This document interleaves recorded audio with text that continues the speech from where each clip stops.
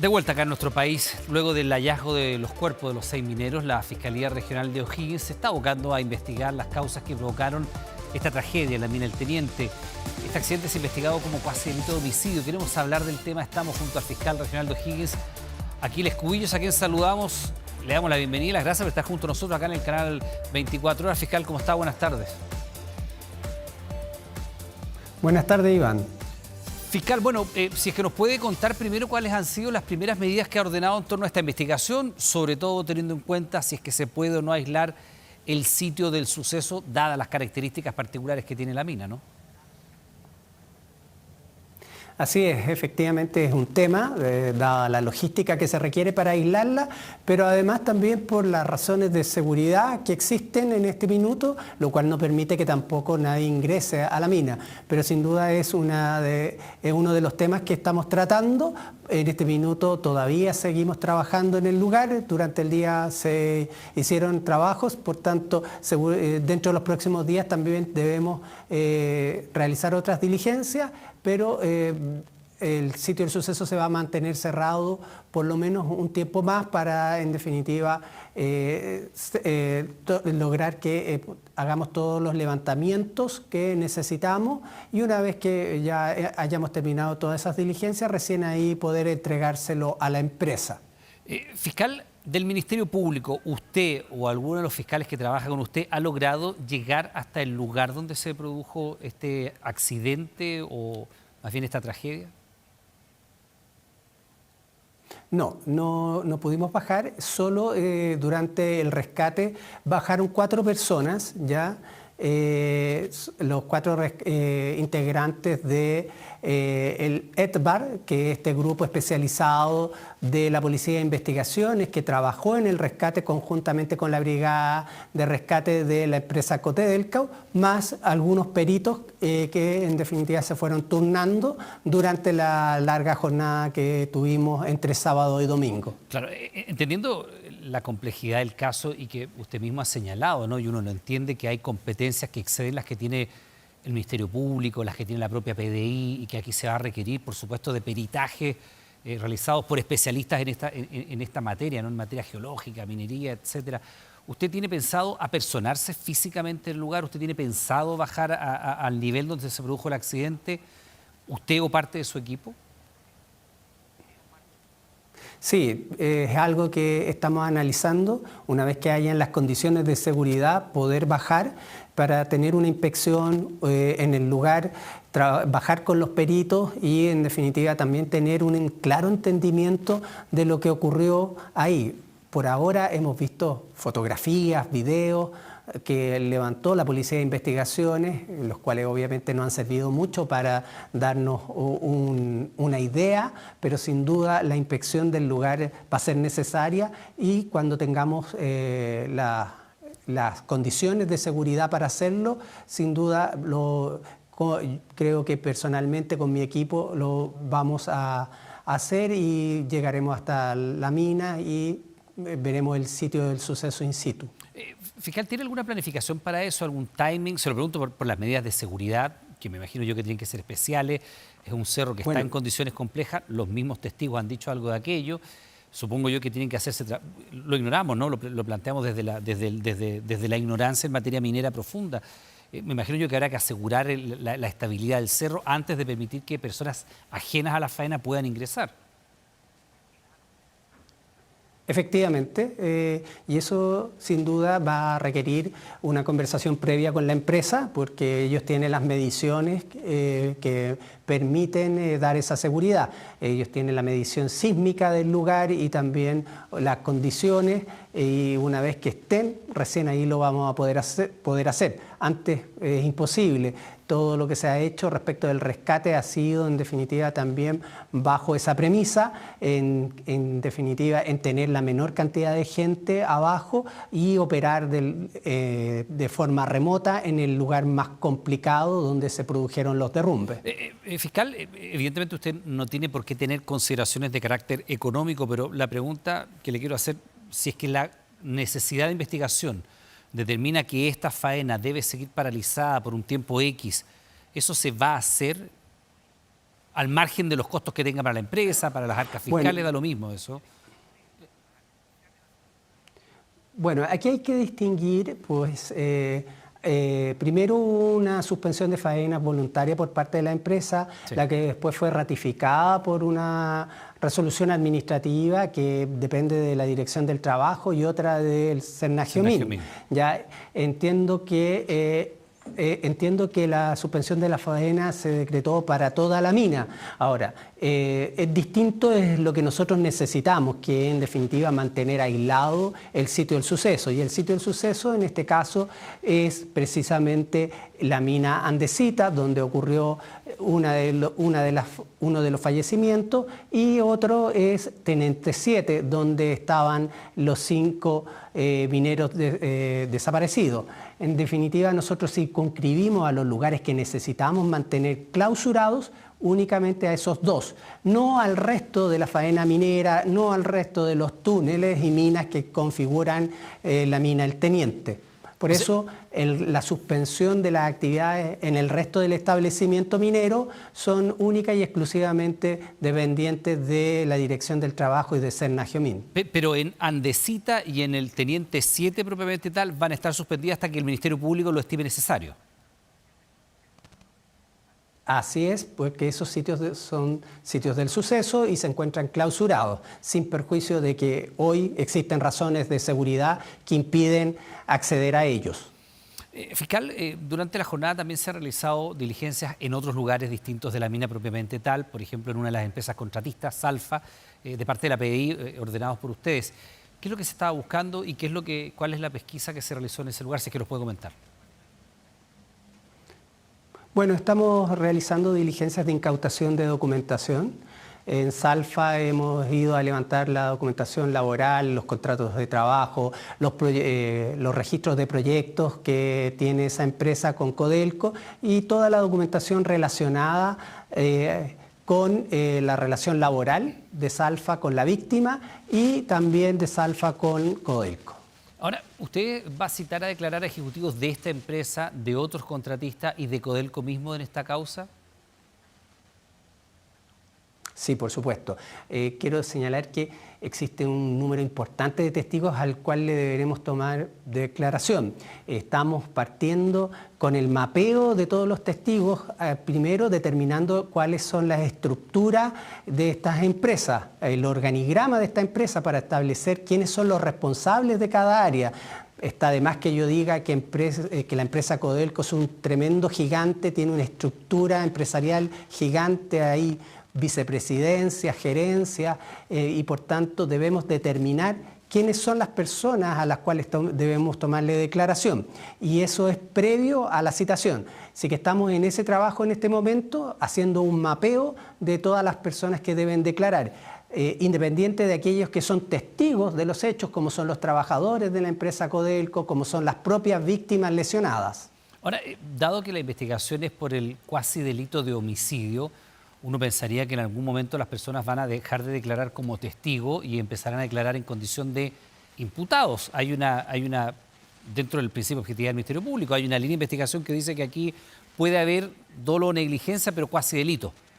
En este momento nadie ha declarado en condición de imputado. No, hasta ahora no. La declaración de imputado se va a producir cuando en definitiva hay alguna diligencia que se dirija en contra de alguien preciso. Hoy no tenemos en definitiva esa precisión para decir efectivamente esta persona se encuentra imputada por haber cometido un hecho puntual. La investigación es muy reciente, está abierta, tiene diversas hipótesis de trabajo, por tanto no existe una imputación única y menos sujetos individualizados en calidad de imputado. Ahora, fiscal, uno entendería, y entiendo que usted tiene que tomar los pasos, pero si nos puede de alguna manera clarificar aquello, que las imputaciones y eventuales formalizaciones van a tender hacia quienes tienen cargo de responsabilidad directa sobre las personas que estaban en este turno, jerárquicamente superiores, diseños de medidas de seguridad y toda la planificación que tiene que ver con haber hecho o dejado de hacer cosas que hubieran permitido una faena segura. Y ahí uno pensaría en eventuales imputaciones en Codelco, en contratistas, en niveles gerenciales, eventualmente más arriba. Nos puede, evidentemente no le estoy pidiendo que nos dé una lista de imputados, pero dar cuál es la línea por la cual usted pretende avanzar. Sí, bueno, efectivamente la línea por la cual tenemos que avanzar es primero establecer cuáles eran los deberes y a quién le correspondía el cumplimiento de la diversa normativa que se debía respetar. Acá hay diversas normas que están en juego y precisamente para que haya un cuasi delito debe haber un incumplimiento reglamentario o un actuar imprudente o negligente. Entonces, una vez que ya tengamos precisadas cuáles son esos incumplimientos, si es que efectivamente los hubo, porque hoy también son hipotéticos, debemos avanzar a establecer quién era el responsable de realizar esa conducta. Y obviamente ahí recién podríamos estar en condiciones de levantar una imputación en contra de esa persona. Ya, pero de haber estos incumplimientos, las imputaciones deberían ser tanto en Codelco como en los contratistas eventualmente, ¿no? En las empresas contratistas me refiero. Así es, sí. Podrían ser en ambas, tanto en Codelco como en alguna de las empresas contratistas. Se lo pregunto porque, dado que los trabajadores pertenecían a empresas contratistas y uno de los reclamos permanentes en el mundo de la minería tiene que ver con las distintas condiciones laborales, económicas, incluso ellos dicen de seguridad entre quienes son funcionarios de Codelco y quienes son tercerizados, pero también la ley laboral exige que usted cuando terceriza un servicio le exija a esa empresa que le provee de estos servicios la misma normativa, es decir, tanto el mandante directo como el que terceriza estos servicios es responsable de la seguridad del trabajador. O sea, se entiende, el minero, aunque pertenezca a la empresa Salfa, es tan responsable Salfa como Codelco. Entonces, podría haber imputaciones en Codelco y en las empresas que son de dependencia directa de estos trabajadores, ¿no? Así es, efectivamente, Iván, podrían haber en ambas empresas. O sea, podría haber imputaciones en Codelco, para hacerlo más claro todavía. Sí, en Codelco como mandante o en Salfa o Galdisich como contratista. Fiscal, usted ha dicho en algún punto, en alguna entrevista, que esta investigación, por lo compleja que es y por lo relevante que es, ¿no? El mismo presidente Boric y distintos estamentos han señalado que la justicia, cuando tarda, deja de ser justa, pero usted también ha señalado que es una investigación desde el punto de vista técnico muy compleja y por eso se requieren de estas asesorías técnicas, incluso algunas internacionales. ¿Nos puede adelantar de qué se tratan estos auditorías o análisis internacionales que se van a pedir? Bueno, primero que nada, lo que hemos determinado hoy en nuestras primeras reuniones de coordinación es que necesitamos personal experto al interior de los grupos investigativos, de los equipos investigativos, tanto como en el equipo de la Fiscalía como de la Policía de Investigaciones de Chile. Por tanto, la PDI ya ha hecho algunas gestiones para allegar a su equipo investigativo profesionales del área. Nosotros estamos haciendo lo mismo, vamos a pedir a la Fiscalía Nacional y ya hemos tenido algunas conversaciones con el Fiscal Nacional en ese mismo sentido, en poder tener al interior del equipo de la Fiscalía, el equipo que hemos constituido el día de hoy, un profesional también del área que nos permita apoyarnos y tener conocimiento experto en esta materia. ¿Está escogido ese profesional fiscal? Es fundamental saber... No, todavía no, estamos recién viéndolo. Sostuve hoy una conversación con un profesional de la Fiscalía Nacional por encargo del Fiscal Nacional y estamos recién empezando a verlo. Eso es un tema que en definitiva la necesidad de tener acá ese conocimiento para saber qué preguntar, qué pedir, qué incautar, que efectivamente lo que nos estén entregando es lo que corresponde y también saber interpretarlo y analizarlo, porque nos puede llegar perfectamente un informe, pero no vamos a saber comprenderlo, claro, porque viene en un lenguaje demasiado técnico. Entonces, para eso necesitamos tener conocimiento experto al interior de la Fiscalía. Pero por otro lado, una vez que ya hayamos... Sí. No, por favor, siga. Perdón, para completar la idea, Iván, una vez que tengamos reunida toda la información, las declaraciones, los informes, va a ser necesario que alguien emita un peritaje o un informe si se quiere llamar final o en definitiva un informe experto o de opinión de expertos, que en definitiva dé una conclusión respecto de lo sucedido. Y eso, a nuestro juicio, va a tener que ser evacuado por un organismo autónomo, independiente, ojalá en lo posible, para que en definitiva dé confianza no solo al Ministerio Público respecto de la decisión que debe adoptar, sino que también a la comunidad. Ya, vamos a ir a eso, pero antes permítame preguntarle por este expertise local que está buscando. Sí, me imagino que tendrán sus candidatos y cosas, pero ¿qué tipo de perfil sería? ¿Un geólogo, un geofísico, un experto en mina, alguien que haya gerenciado una empresa minera previamente, alguien que tenga experiencia en el teniente en lo particular o en la minería de cobre en lo general? ¿Qué tipo de perfil se está buscando, fiscal? Porque usted lo ha dicho muy bien, puede llegar un informe técnico que a lo mejor usted como fiscal no tiene por qué saberlo, nosotros tampoco, nadie que no conozca lo específico de la materia minera podría tener conocimiento tan acabado. ¿Qué tipo de perfil está buscando? Bueno, a nosotros nos bastaría con cualquier profesional del área que tenga experiencia en minería, que nos permita entender el lenguaje, comprenderlo y también nos permita enunciar los requerimientos que debemos hacer hacia las empresas. Algo tan básico como decir, mire, nosotros necesitamos esto en lenguaje técnico y lo podamos expresar en un requerimiento. Perfecto. Y esta auditoría que usted ha señalado a nivel de expertise más bien internacional, como si usted quiere una conclusión, ¿sería con organismos internacionales, organismos públicos, organismos privados, alguna universidad? Más o menos para tener claro. Bueno, a mí me queda, esto es solo una impresión, Iván, pero a mí me queda la impresión de que perfectamente lo podemos hacer en Chile, no es necesario salir del país, por cuanto todos hemos escuchado que la empresa Codelco es una de las empresas más grandes del mundo, sí, claro, que el Teniente es la mina subterránea más grande del mundo. Acá está la tecnología de punta, están las técnicas más avanzadas en explotación minera subterránea, por tanto debemos colegir de ahí que también los profesionales que existen en Chile en el área de la minería subterránea están a esa altura, es decir, están dentro de los profesionales más importantes. Se nos dice que al Teniente vienen profesionales de distintas partes del mundo a conocer la experiencia de explotación subterránea, a conocer los avances y por tanto obviamente eso habla de la experticia instalada en el país.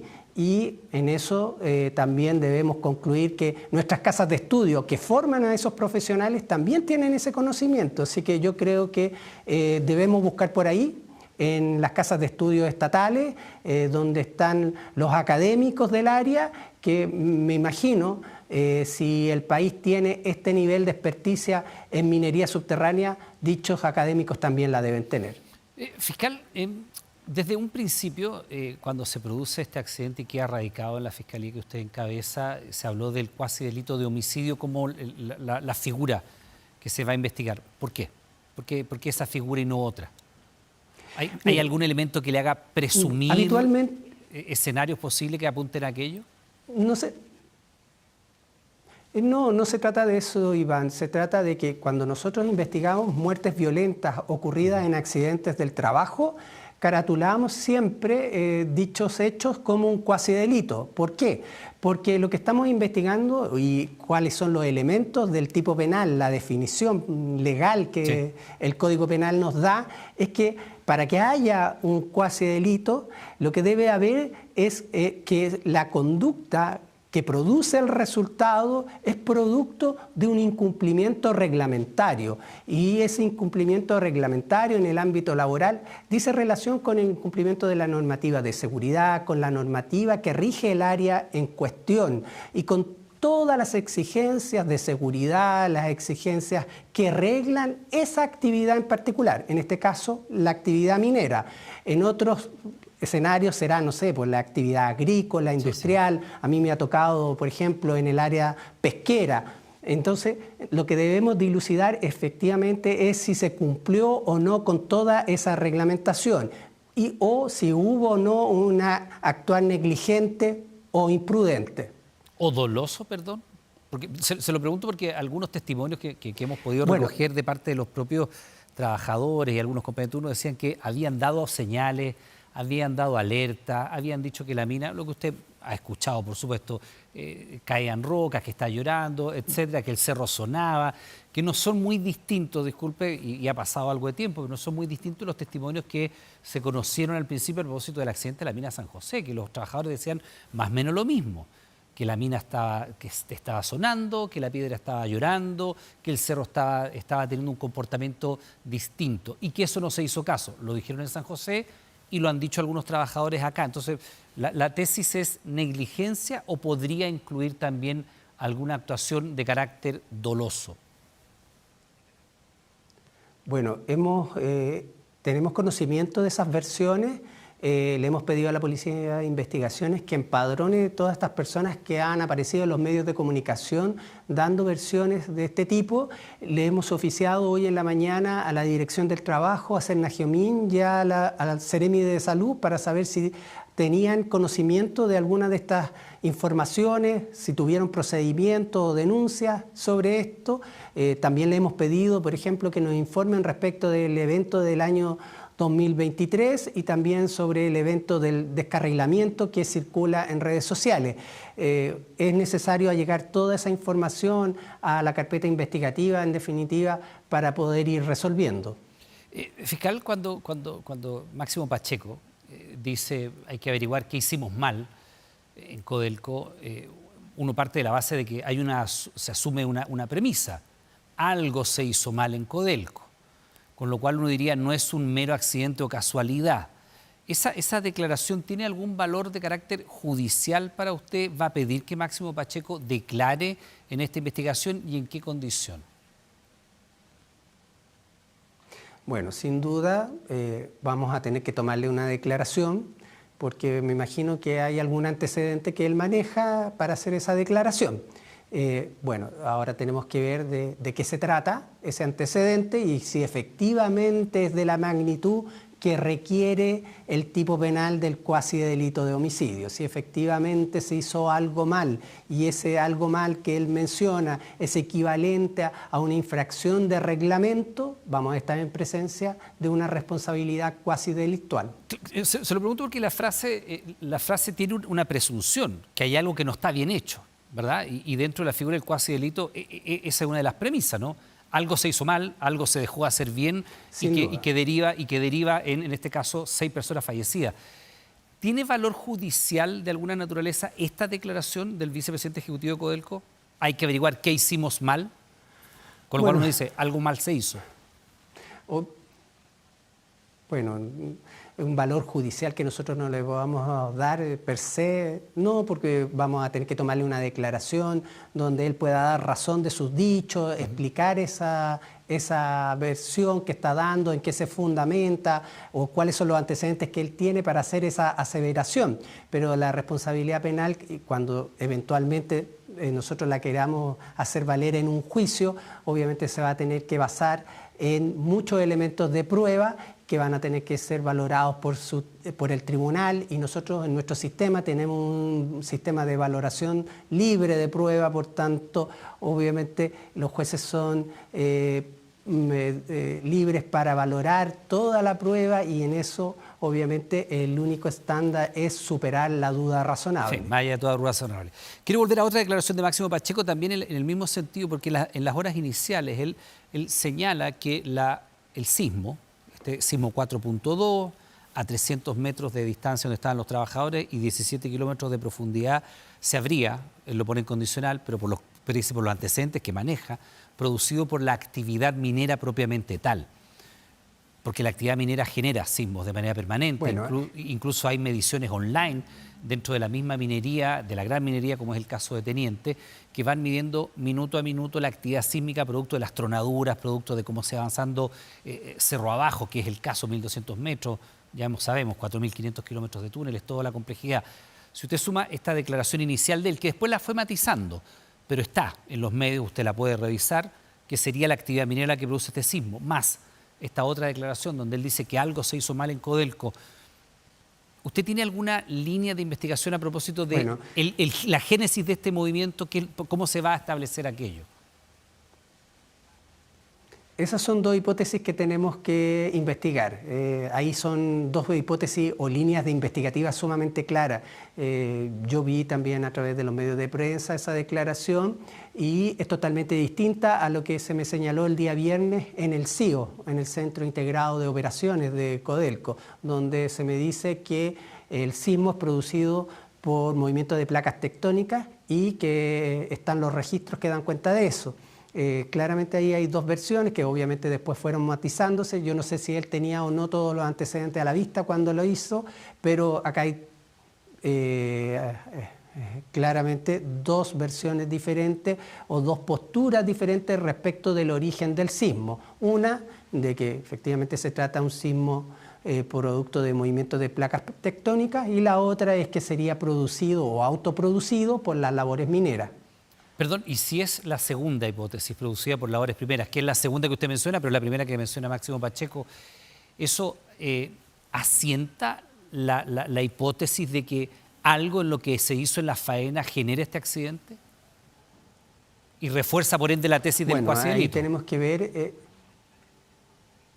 Bueno, para entrar ahí a la tesis del cuasi delito, ahí vamos a tener que entrar a tener el apoyo técnico para saber cómo se controlan estos sismos, cuáles son los resguardos, cuál es la normativa, cuáles son las precauciones que debe tener la actividad minera, porque yo entiendo que estos sismos se producen por la actividad minera en sí. Entonces me imagino que obviamente debe haber toda una reglamentación, toda una técnica que en definitiva permita minimizar las consecuencias de los mismos y por tanto ahí es donde vamos entrando en esta necesidad de tener el aporte técnico de profesionales que nos vayan dando luces al respecto. Fiscal, sabemos que está muy ocupado y le damos las gracias por este tiempo, pero también hay versiones que señalan que el refugio que estaría más cerca del lugar donde se produce esta detonación de la roca, estaría con llave. No sé si usted ha escuchado esa versión, si tiene algún antecedente al respecto. Sí, la hemos escuchado. Y si tiene relevancia para la investigación que usted está llevando adelante y cómo abordarla. Bueno, la hemos escuchado, ha circulado en redes sociales, nosotros también hemos conversado con algunos dirigentes a los cuales también les vamos a tomar declaración próximamente y es algo que vamos a tener que acreditar y sin duda tiene mucha importancia y relevancia en nuestras líneas investigativas. Perdón, ¿y esa versión usted la tiene de trabajadores de la mina? ¿Van a llamar a declarar a quienes estaban en el turno, a quien estaba como jefe de turno? Porque si eventualmente hay un refugio al cual podrían haber, esto es solo hipotetizar, es usted la persona que tiene que llegar a esa verdad jurídica tan compleja, ¿no? Un refugio que eventualmente hubiera estado cerca de donde estaban los trabajadores, pero cerrado con llave. Hay que establecer la dinámica de los hechos, la mecánica del derrumbe, qué habría pasado. Evidentemente se abren hipótesis distintas. Si hay un refugio accesible, pero está cerrado y los trabajadores no pudieron acceder a aquello, hay una actitud negligente derechamente. ¿Cómo levantar esa información, fiscal? ¿Tiene alguna idea que nos pueda aclarar al respecto? Bueno, vamos a tener que tomar declaración y he solicitado a la Policía de Investigaciones que empadrone a toda la gente que ha aparecido dando esas versiones en redes sociales y en medios de prensa para poder individualizarlo y poder citarlo. La idea, en definitiva, es contar con esos testimonios. Posteriormente también ratificarlos en terreno y poder verificar si efectivamente esa situación es como ellos lo señalan y también confrontarlo con los antecedentes que tenga la empresa y con antecedentes que tenga al respecto la Dirección del Trabajo si es que hizo alguna fiscalización sobre la materia. Fiscal, hay que planificar siempre lo peor y esperar que no ocurra aquello, pero dado que ustedes no han podido bajar al sitio del suceso, usted como fiscal, su equipo propiamente tal, que sí lo han hecho algunos ejecutivos, que probablemente hay gente de la mina transitando, ¿cómo resguardar que aquello que pueda ser elemento probatorio no se altere, no se manipule, no vaya a haber la tentación de modificar algo que pudiera ser inculpatorio. En el actuar humano no puede descartar nada. Sin duda, nosotros tenemos que dar esa certeza de que el sitio del suceso se mantenga cerrado y clausurado y obviamente no sea alterado. Por ahora hemos estado trabajando, y personal de la Policía de Investigaciones de Chile más precisamente, en el lugar. Pero más allá de que en este minuto no hay condiciones de seguridad para acceder a él, y estas condiciones son para todos, digamos, nadie puede ni de la empresa ni externo a la empresa acceder, nosotros debemos mantener la clausura hasta que liberemos el sitio del suceso de todas las diligencias y pericias que debamos hacer en él.